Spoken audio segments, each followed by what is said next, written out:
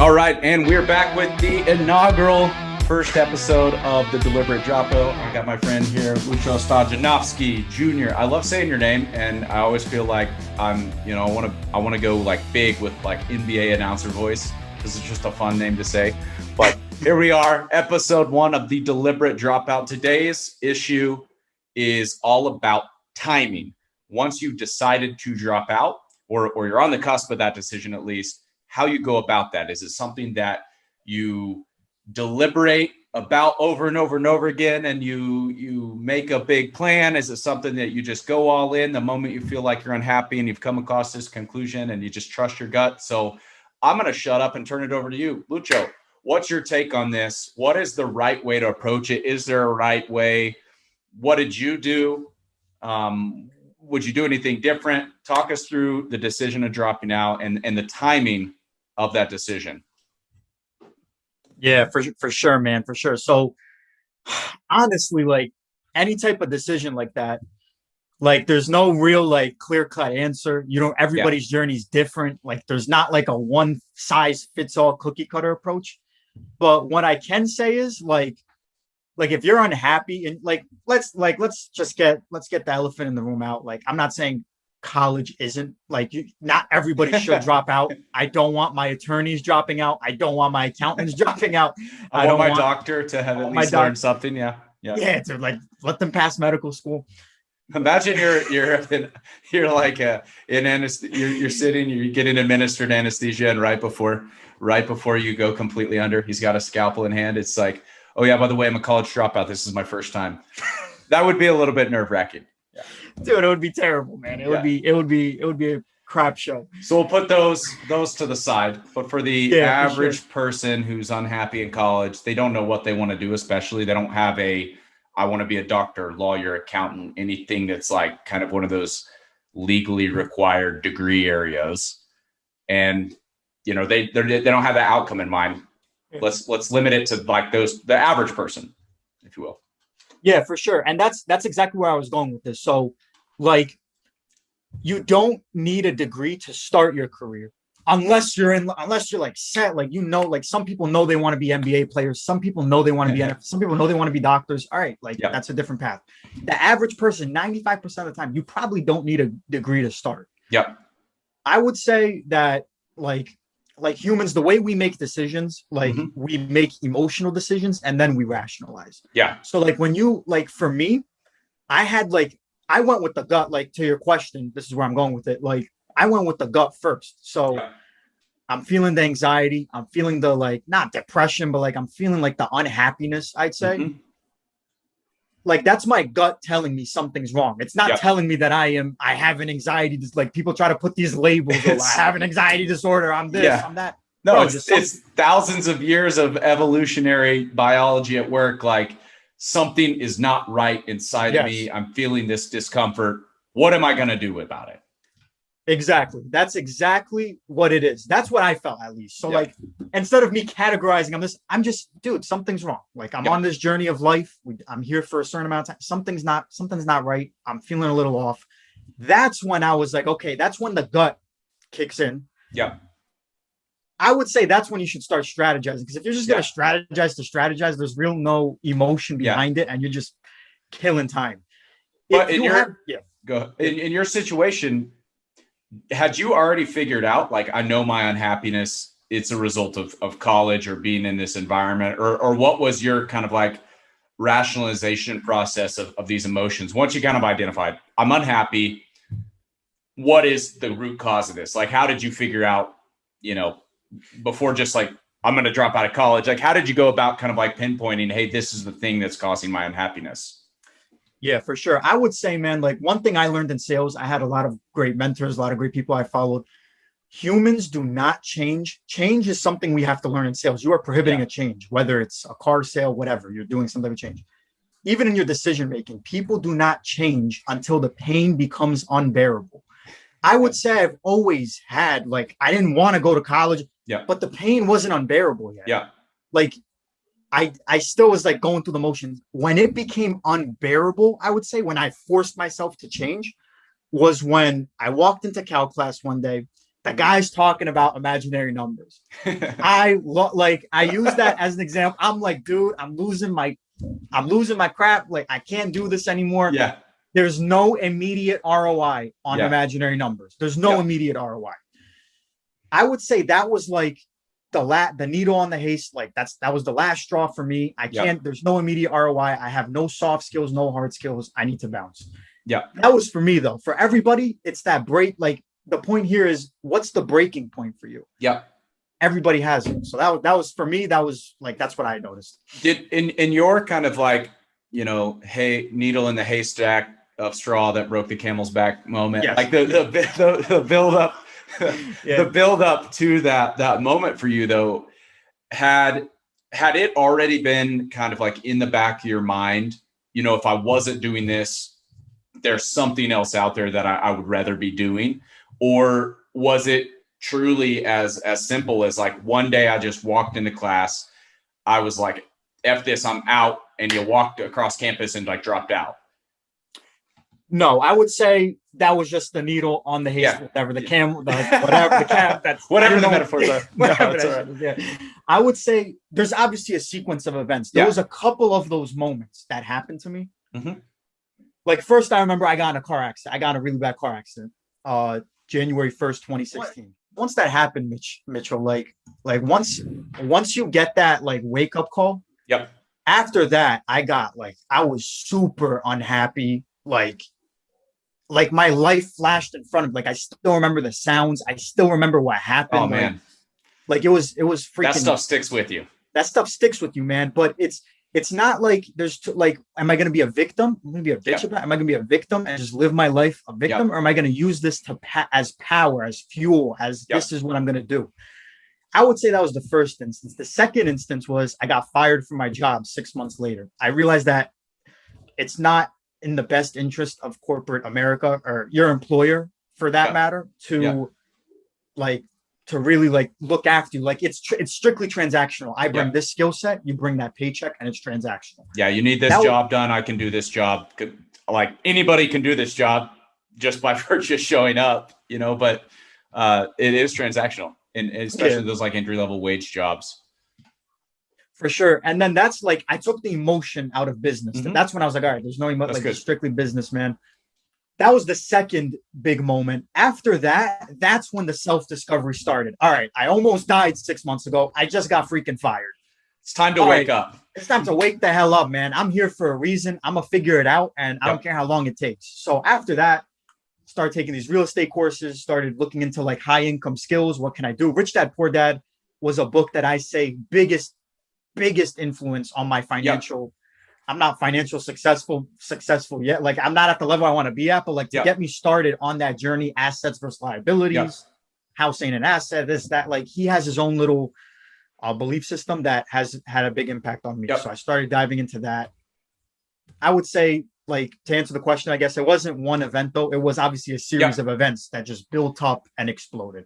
Yeah. So it's somewhat of a literal, like life-threatening instance, like shock, kind of like shock you awake, an unfortunate circumstance paired with kind of this own journey of self-discovery. Those weren't necessarily the causes, but they were things that were almost shaping you for the straw that broke the camel's back moment. And it's like, okay, these things are kind of like fomenting under the surface, and like this, you know, like it's like you got kindling or an explosive material, and it just needed that spark.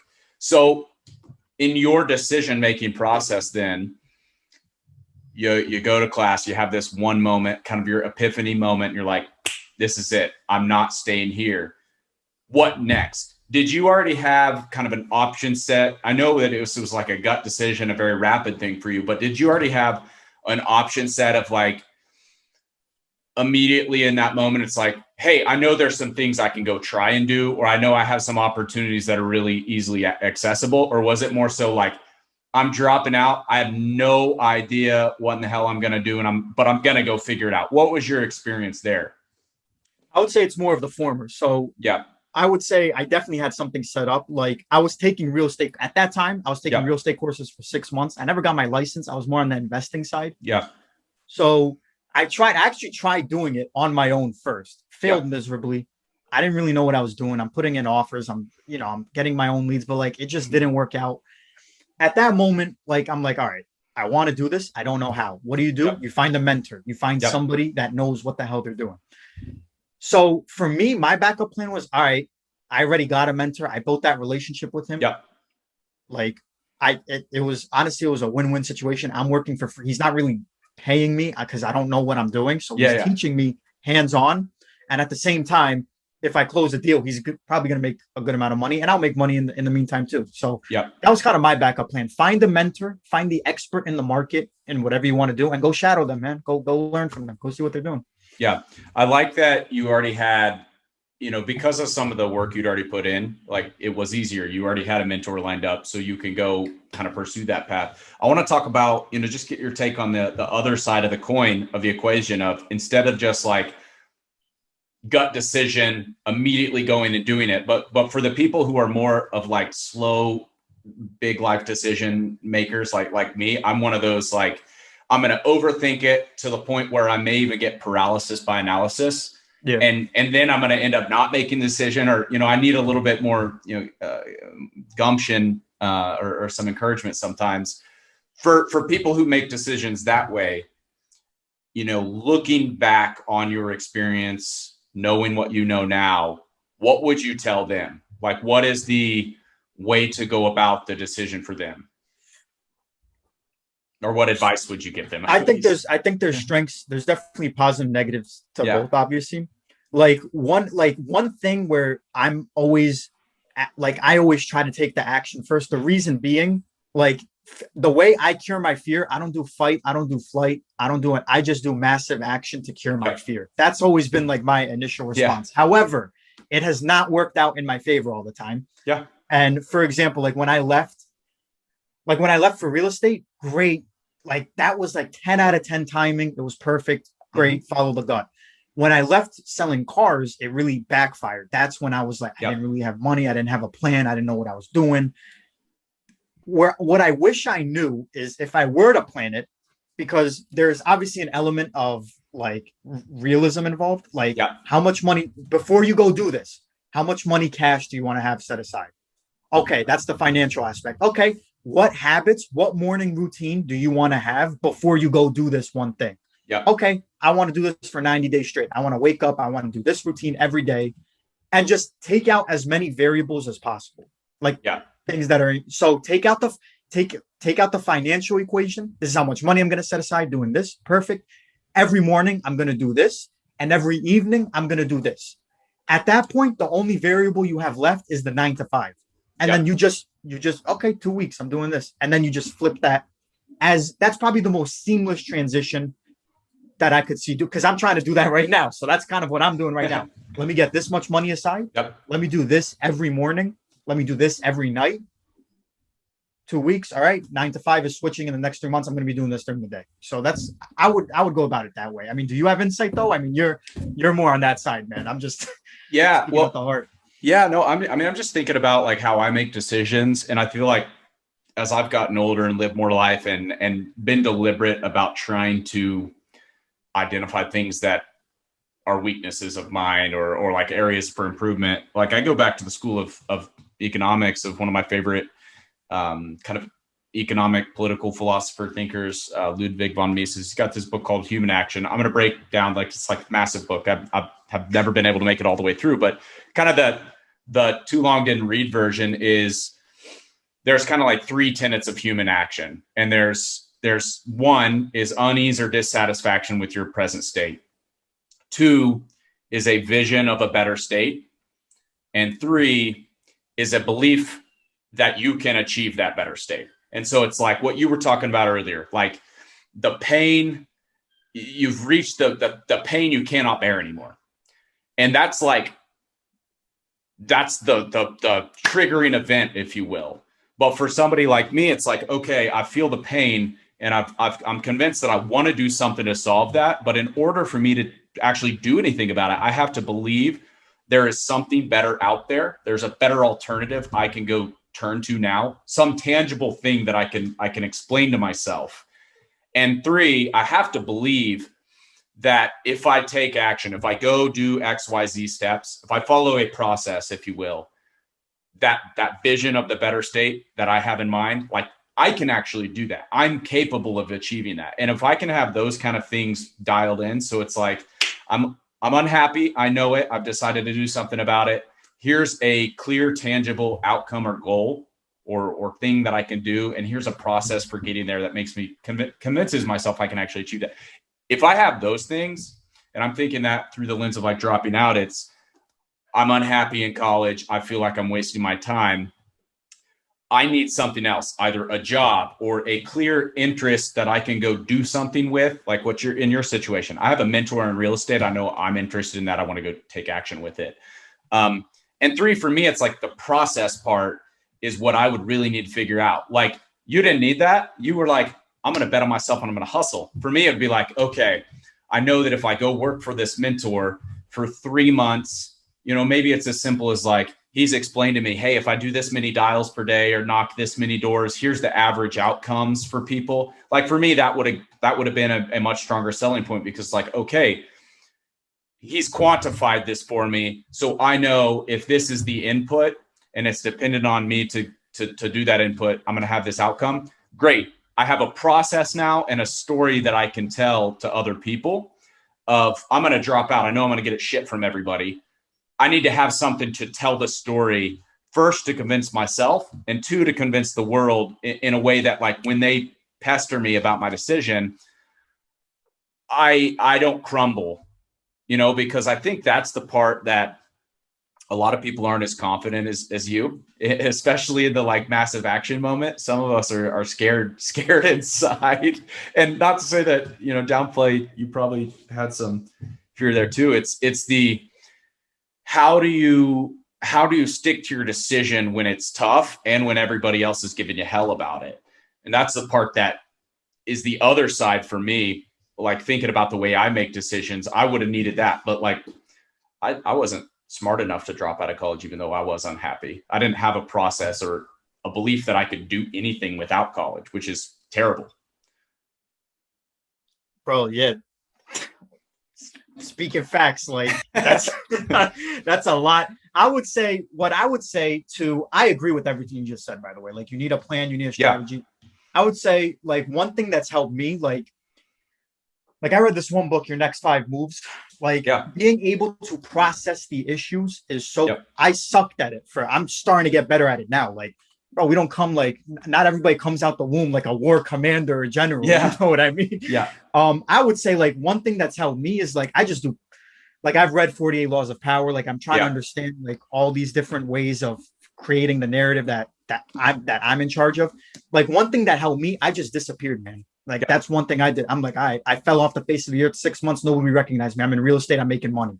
Yep. I would say I'm not going to recommend that to everyone, but if the narrative becomes like, if that was a main focus for me too, what the hell is everyone going to say, man? This kid's dropping out. What the hell is wrong with him? Like he grew up a great kid. What happened? Like automatically those stories start popping out. But now you've got but now you've got the mythology around you. You disappear for, off the face of the earth 6 months, you reemerge, you're successful, you're making money, you've got some direction, and you've got like people like, oh my gosh, like, have you seen Ljupco? He's successful. Well, this guy disappeared. What's he been up to? Like, now there's like some mythology around it, and you got a very interesting story. So that helped me out, man. Even with Praxis, like disappeared for 6 months. I didn't tell anybody I was doing Praxis. Boop, I'm doing tech sales. Like, I don't even like what? Like, what's going on? You know what I mean? Yeah. That's what helped me. I like that too, because you don't owe anybody an explanation. You don't have to go post on your Facebook or Instagram and tell everybody about your decision, because you don't have to justify it. And it's almost more compelling. One, it's more compelling, but 2, it may be even easier to say, you wait 6 months. You've actually built some momentum and some success where you've got some confidence now. And then you're coming and saying, hey, I made this decision last year. Here's what I've been up to since, and here's my results. Like, show me your results instead of I'm a loser. I dropped out. I didn't have any life plan. I didn't have any direction. I sucked at college. Like all those kind of lies, I think people, they start telling themselves and they struggle with when people give them grief about thinking about dropping out of college. Yeah, no, you're preaching, man. Yeah, exactly. That's exactly it. You just got to disappear sometimes. Let the noise, because the noise is going to come no matter what, man. Let that noise, whatever, try to silence it. If it really, like for me, that's what bothered me too. So I just disappear. I just disappear, man. I'm door knocking all day until I get the result I want. Yep. And then I went on vacation, and then it was like, that's it. Like, you know what I mean? Like, it's literally those 3 months, man. Like, it's those 3, 4, 5, 6 months. Get past that hurdle, and you chilling after, man. You got unlimited freedom. Don't let anybody like mess you up or get you off track before you've actually made put some miles between you and your decision. I love that. Well, this has been an awesome first episode, tackling that question on the timing. Should you trust your gut and just go all in when you're unhappy in college and making that decision to drop out? Should you just trust your gut? Should you formulate a plan? We all make decisions differently. If you've enjoyed this episode, if you're watching on YouTube, drop some comments below, smash the subscribe button. If you're on one of your other favorite podcast players, leave us a review, let us know. We'll be back again soon on the Deliberate Dropout.